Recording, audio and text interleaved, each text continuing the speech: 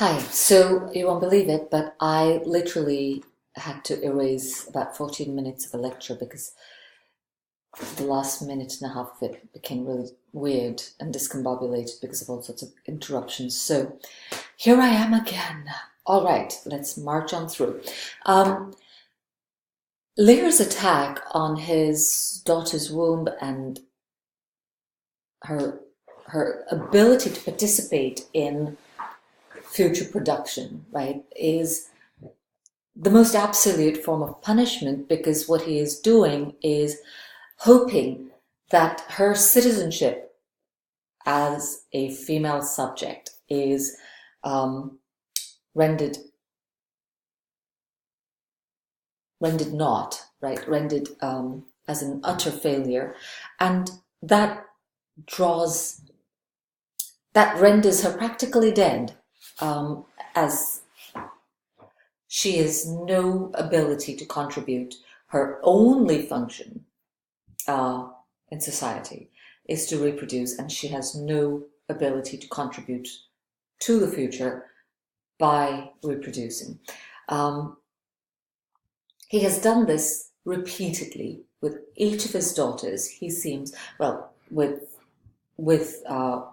Cordelia first, and then with Goneril, and eventually he's going to have similar temper tantrums where he tries to undercut his daughter's ability to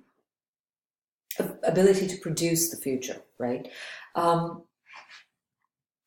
his repeated attempts at this suggest that he knows exactly how to uh, punish these women, right, for their disobedience by threatening, by cursing, but at the end of the day, by locating their identity in reproductive futurity. That these are not um, good women, bad women because they are complex thinkers. These are women who will not be of any value if indeed my curse upon them comes true and they can't reproduce. But what does this mean in the context of the play itself? Lear has only daughters. They are married, all three of them now. They have received, in some or another form, a dowry, two of them, and one of them has not received anything. Uh, in killing the future, what does he accomplish? Um, is he is he aborting a future um, because he cannot be a part of it, because he no longer is a sustainable entity that can transition from the present into the future? Um, or is he murdering the future um, because he is himself aware of the horrors that he has produced? And by that I mean not in his daughters alone, but he has caused this to happen as a bad parent, as a parent who has not produced the right kind of child.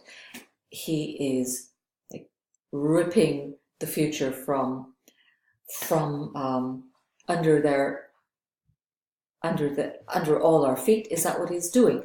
It's a question I would like you to consider, right? What is the role that the future plays in Lear's imagination, in Lear's actions, right? And that essentially is the test question, but we'll come to that. Thinking about what he does to his own children, either literally by throwing them out or by showering them with abuse. What is he doing? Um, and what kind of a future can these same women generate if they are products of Lear, right?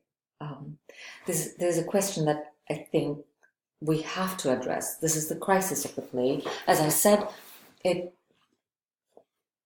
is a crisis of the future not existing, but also even before we get to that point of the future not existing, because there are no women in the play left, it is a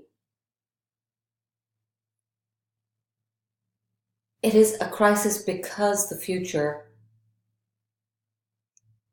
as it is implicit in his daughter's female forms, is being actively compromised by the father, right? By Lear.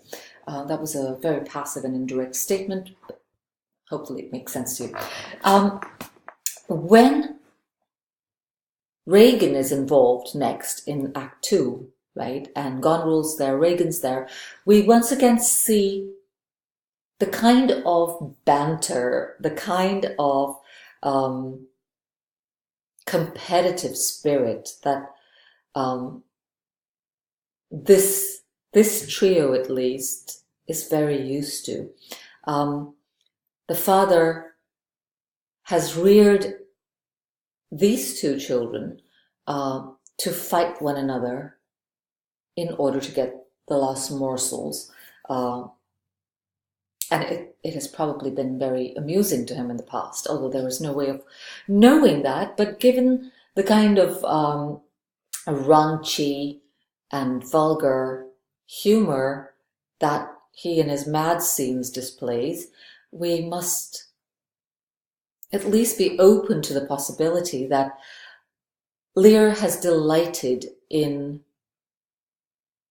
a sort of flippant mistreatment of Regan and Goneril, in seeing them bandy and fight, right?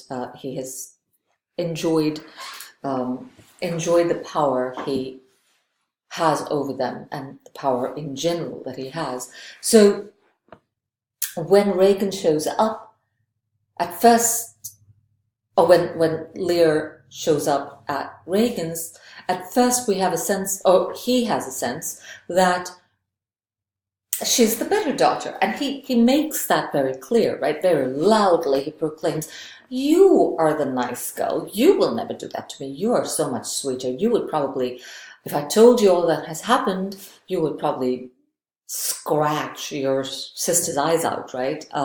In fact, he says that before he gets to Regan's place, that if I'm going to tell Regan what you did, Goneril, and she'll be here to claw you.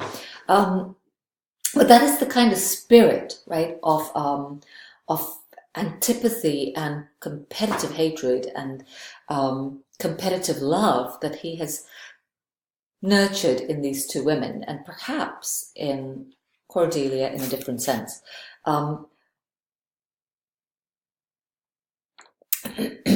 But now the two women turn the tables on their father by asking him, pretty much demanding that he bargain, right? He decides, well, not he decides, but they're like, well, how many people do you need, after all, in your retinue? Because we have our own people and we can take care of you. This should remind you of Act 1, Scene 1. Which of you shall I say doth love us most? Right here, they are doing that by saying, which of us do you want to live with, and whose rules are you willing to follow? And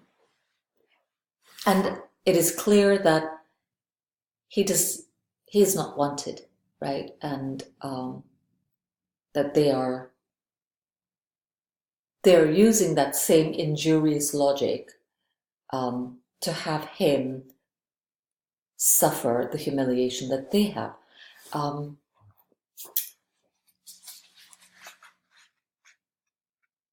But of course, Lear knows that's going on already, and he, after playing that part for a while,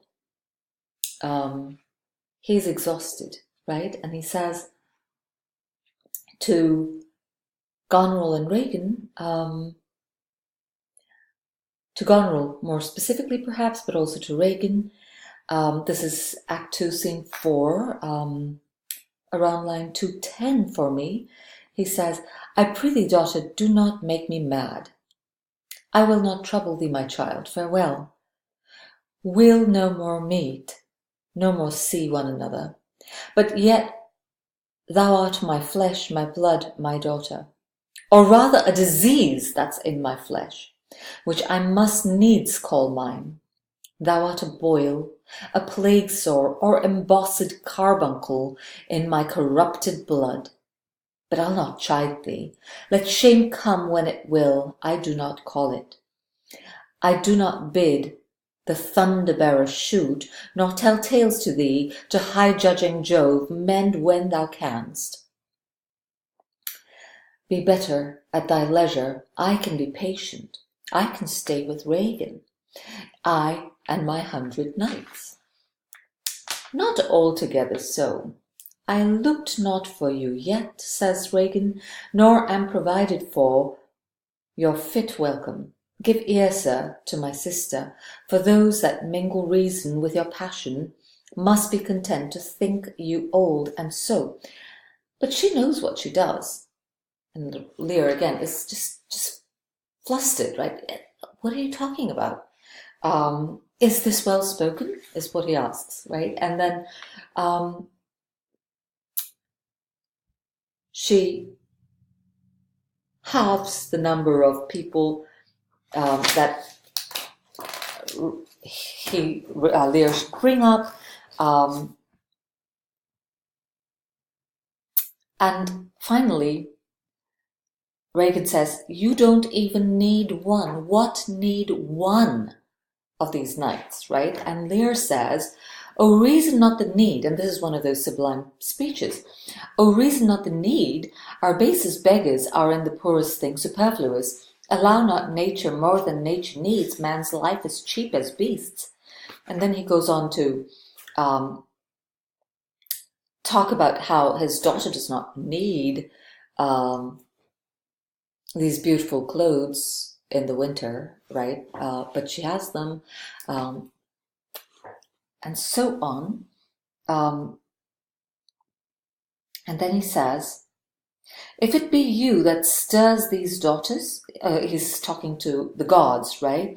You see me here, you gods, a poor old man, as full of grief as age, wretched in both. If it be you that stirs these daughters' hearts against their father, fool me not so much to bear it tamely. Touch me with noble anger, and let not women's weapons, water drops, stain my cheeks. No, you are natural hags. I will have such revenges on you both, that all the world shall. I will do such things, what they are, yet I know not, but they shall be the terrors of the earth. You think I'll weep? No, I'll not weep. I have full cause of weeping. But this heart, storm and tempest, shall break into 100,000 flaws, or ere I'll weep. O fool, I shall go mad. Exeunt Lear, Gloucester, Kent, Gentleman and Fool.